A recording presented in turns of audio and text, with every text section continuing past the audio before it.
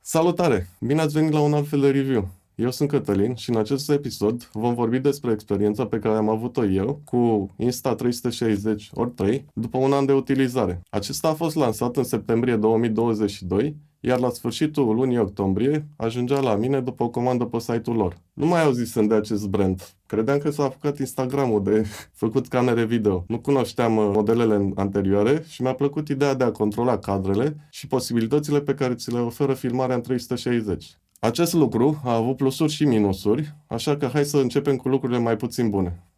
Minusurile.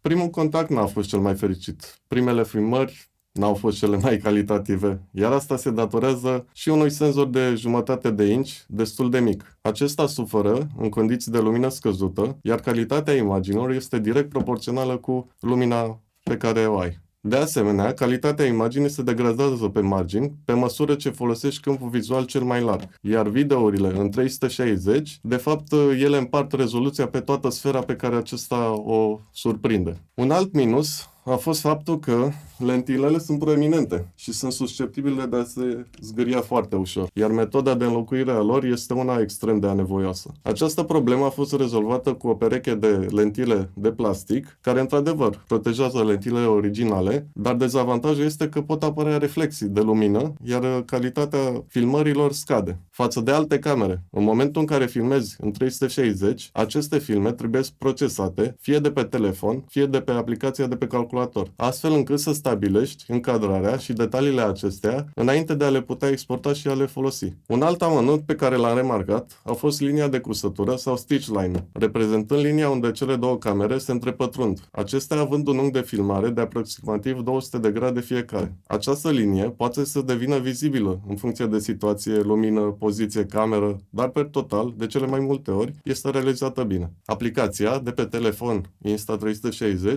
oferă foarte multe unelte pentru a-ți ușura munca și a reuși să procesezi imagini într-un timp foarte scurt. Workflow-ul este orientat mai mult spre telefon decât spre calculator, ceea ce a fost un minus pentru mine. Și acum să trecem la plusuri.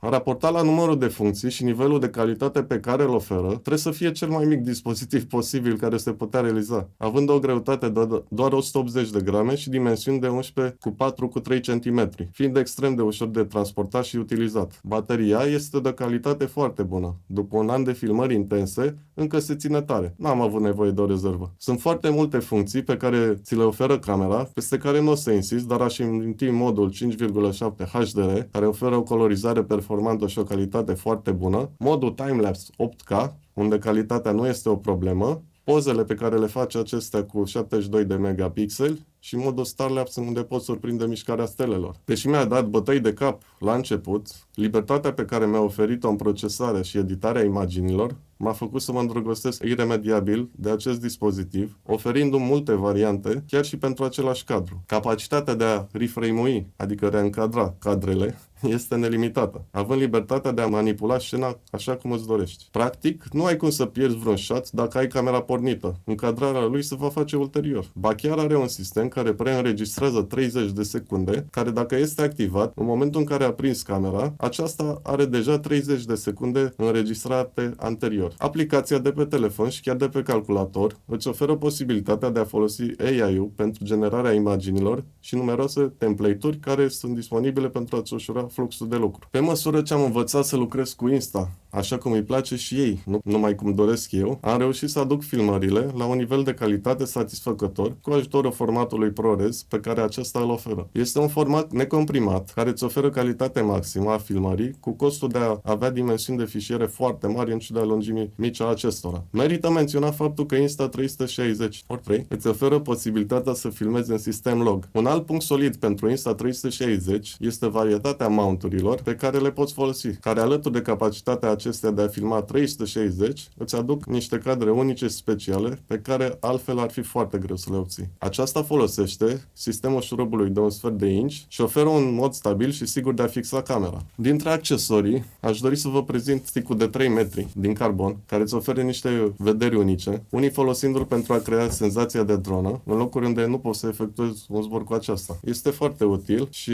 te ajută foarte mult pentru că nu se vede pe filmare, îl anulează total. Piciorul de trepied este foarte util și el, alături de niște greutăți. Eu am două greutăți de 200 de grame nu se mișcă acest picior niciodată. Te poate ajuta foarte mult pentru a realiza filmări statice, timelapse-uri, poze. În concluzie, Insta360 este o cameră action compactă, foarte interesantă și utilă pentru creare de conținut, orientată mai mult spre realizarea de shorts, reels și content pentru telefon decât conținut de lungă durată. Nu este o cameră perfectă, dar raportată la dimensiunile pe care le are, oferă un mix extrem de ofertant dacă înveți să lucrezi astfel încât să obții un randament maxim de la ea. Următorul model din această gamă este foarte posibil să fie lansat spre sfârșitul anului viitor. Puteți vedea filmările realizate de noi pe acest canal, unde am făcut tururile parcurilor din București, dar și alte filmări în care am folosit camera, în toate modurile pe care ni le-am imaginat și în alte locații. Mulțumim dacă ați fost alături de noi până în acest moment. Ajutați-ne și pe noi cu un like și un subscribe